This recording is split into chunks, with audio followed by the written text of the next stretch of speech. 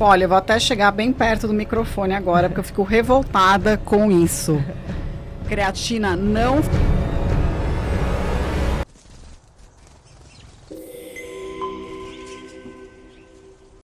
Doutora Silvia, fala pra gente um pouquinho, sobre mitos, assim, que você mais pega aí já pegou aí nesses 14 anos de medicina, que seriam interessantes, né, pra nossa audiência aqui, entender um pouquinho mais, né, e trazer esse conhecimento para elas discernirem, né, o que é, de fato, verdade e o que é fake news, né, em relação à saúde da mulher.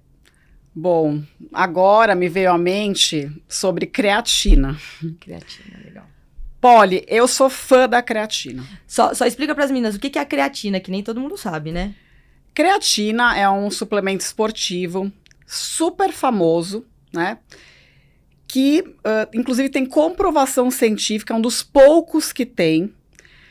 E a maior parte das pessoas, né, quando chega ali no consultório, fala assim, ai, Silvia, não, eu não vou tomar isso aí incha. Aí eu já fico horrorizada. Por quê?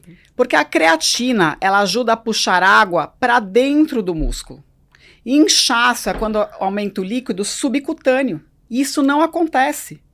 E eu estar com o músculo mais hidratado tem uma série de benefícios. Então, por exemplo, aquele praticante de atividade de endurance, né, um corredor, por exemplo, o fato dele estar com o músculo mais hidratado faz ele desidratar mais lentamente, aumenta a performance dele. E, gente, creatina, ela ajuda a tornar a célula mais saudável. A creatina também, Polly, ela ajuda, por exemplo, uma pessoa que está num processo de emagrecimento a manter sua massa muscular. Creatina ajuda também pessoas que têm resistência à ação da insulina. O que a gente precisa entender, e aí, gente, vou ter que relembrar lá o colégio, eu posso, Polly? Pode, fica à vontade. Alguém aí lembra o que é ATP? ATP, ixi, vamos lembrar? Eu não ia lembrar não. Ó, vocês não precisam entender o que é ATP. Basta a gente saber que tudo que a gente come vira ATP, que é como se fosse uma moeda energética do nosso corpo. É o que a gente utiliza como fonte de energia. Então, imagina o quê? Toda célula precisa de uma quantidade de ATP adequada para se manter saudável. E quando eu falo toda célula, eu estou falando das células do corpo inteiro. Uhum. Então, olha a importância da creatina. Então, eu costumo suplementar bastante nas pessoas que estão nesse processo de emagrecimento. Agora, peraí, eu não entendi. Explica melhor para as meninas, ó. Qual é a relação do ATP com a creatina? Ó, Polly, você que tá pedindo, viu, mulherada? Se eu estiver falando difícil, é culpa dela, tá? Não, a gente precisa entender, né? Vamos lá, ó. ATP, ela que pediu. É adenosina trifosfato. Tem 3 fosfatos ali. Quando a gente precisa de energia, esse ATP é quebrado e vira adenosina difosfato. Ou seja, perdeu uma creatina fosfato, que foi utilizada justamente para fornecer energia para a gente. Uhum. A creatina ajuda a recompor logo esse ADP em ATP. Então, peraí, ó. Vamos traduzir?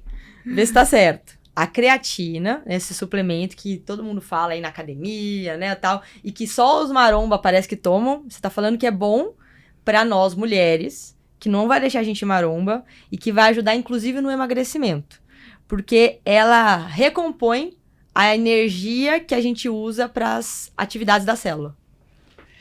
Mas, ó, eu vou fazer até uma brincadeira aqui, né? Eu peso 60 quilos. Faz de conta que eu pese 70, tá? Eu tô 10 quilos acima do meu peso. Você concorda que é como se eu tivesse uma mochila de 10 quilos em mim? Uhum. À medida que eu começar esse processo de emagrecimento, eu estou me desfazendo dessa mochila. O que tende a acontecer? Se eu estou transportando menos peso, eu vou tender ao quê? A perder massa muscular. Uhum. Principalmente de onde? Da região de perna. Eu estou me desfazendo da mochila. Então, a creatina vai ajudar a manter minha massa muscular, principalmente da perna. Aliás, mulherada, vocês que estão aí nesse processo de emagrecimento, caprichem no treino de pernas, que é o principal local onde a gente tende a perder músculo. Tá, legal. Então, a creatina vai ajudar a gente, mas e quem tem problema renal? Porque a gente sempre ouviu falar que creatina não pode usar principalmente porque dá problema renal, né? Isso é sobre essa história. Olha, eu vou até chegar bem perto do microfone agora, porque eu fico revoltada com isso. Creatina não faz mal para os rins. O que acontece? A creatina, ela tende a virar creatinina, que normalmente a gente utiliza como marcador da função renal. Então, se eu estou suplementando creatina, eu já tenho consciência que essa creatinina tende a subir e eu não vou utilizá-la mais como marcador da função renal. Eu posso usar outros exames de sangue, como cistatina C. Ah, entendi. Então, a referência que está sendo utilizada, né, ela é ruim. E aumentar essa creatinina não vai interferir na saúde renal dessa mulher. Ó, creatinina mais alta nem sempre significa uma disfunção renal. Então, por exemplo, se eu faço atividade física e logo em seguida eu vou medir creatinina, com certeza ela vai dar mais alta. Ou os fisiculturistas, né? Quem tem mais músculo tende a ter uma creatinina mais alta. Por isso que eu gosto bastante desse marcador de função renal, que é a cistatina C, porque nada disso interfere. Ah, interessante. E para quem já tem problema renal, tudo bem tomar creatina? Para quem já tem. Olha, Polly, eu diria que só se for um doente renal crônico grave, tá? Em outros casos, eu até arriscaria tomar creatina. Tá, aí tem que ver de forma individualizada Sim. mesmo, né? Obviamente, legal. E quais outros mitos, assim, relacionados não só à suplementação, né? Você encontra lá no consultório? Olha, Polly, eu acho que um dos principais é a balança. Acho que eu até vou vender minha balança de bioimpedância lá no consultório e tirar férias. Porque os pacientes, principalmente mulher, ligam muito para a balança. E eu fico revoltada. Por quê? Por exemplo, faz de conta que eu opte pela estratégia de reduzir carboidrato na minha alimentação. O peso na balança tende a despencar. Por quê? Porque cada molécula de carboidrato lá dentro do nosso músculo, né, puxa bastante água. Aí eu começo a perder água e eu vejo o peso na balança caindo. Mas será que isso foi emagrecimento ou foi uma desidratação? Aí que entra, né, aquela coisa das pessoas que têm mania de cortarem o carboidrato, elas ficam felizes que o peso está despencando, mas na verdade elas estão virando uma uva passa, elas estão perdendo muito líquido. E emagrecer é perder gordura. Assim como vários pacientes, né, chegam lá no consultório e já entram na sala desanimados. Ai, certeza que eu engordei.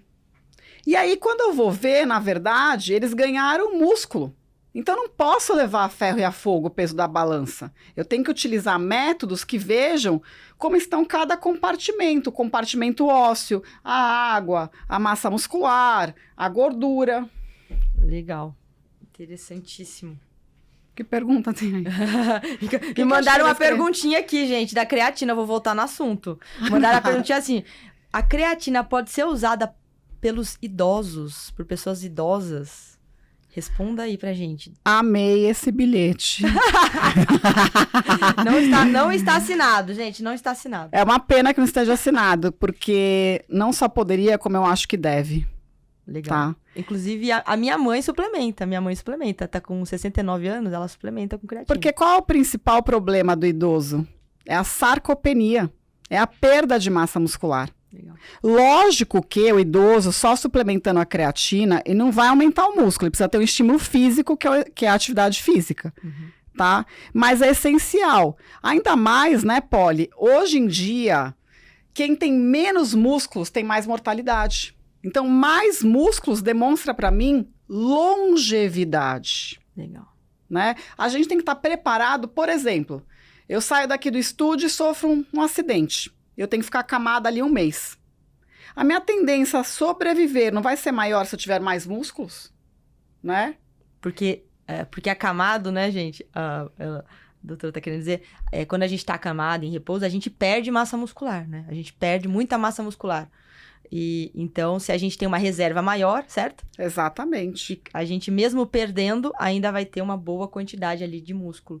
Que é o que aconteceu muito com muitos idosos e idosas na pandemia, né? Que pararam de fazer exercício, pararam de sair de casa, perderam muita massa muscular né? E não só isso, né? De ficarem trancafiados em casa também, né? Reduziram muito a qualidade de vida deles e a gente vê um aumento da mortalidade não só pelo Covid em si, né? Mas Sim. por todas essas variáveis. Aliás, posso até fazer uma observação? Mulherada, músculo é uma glândula, assim como a sua tireoide. O músculo produz uma série de hormônios que são benéficos para nós. Só que tem um porém. Ele só produz essas substâncias benéficas quando estimulado. Então a gente tem uma verdadeira farmácia aqui ao nosso poder. E entre aspas, é de graça. Então a gente tem que usufruir dessa série de hormônios que a gente tem. Sedentarismo hoje é uma doença. A gente sabe que pessoas sedentárias tendem a morrer antes, justamente porque pouco músculo vai aumentar a mortalidade. E tem uma questão, né, Polly, que é importante, que um dos problemas do idoso é a queda, né? Uhum. Porque o idoso, ele sofre aquela queda, isso até aconteceu com meu avô. Meu avô teve uma queda, foi hospitalizado, pegou uma infecção hospitalar e veio a falecer. Então, se a gente notar, se a gente for pesquisar, uma grande causa de mortalidade em idosa é essa queda. Uhum. Sim. Tem umas estatísticas, né, que Sim. o idoso quando cai, né, e quebra ali o fêmur, Sim. tem ali uma estatística de que em menos de, se não me engano, é 1 ano, ele vem a falecer. Foi meu avô. Né? Em menos de 1 ano ele vem a falecer. Tava super saudável. Olha que... Meus pêsames.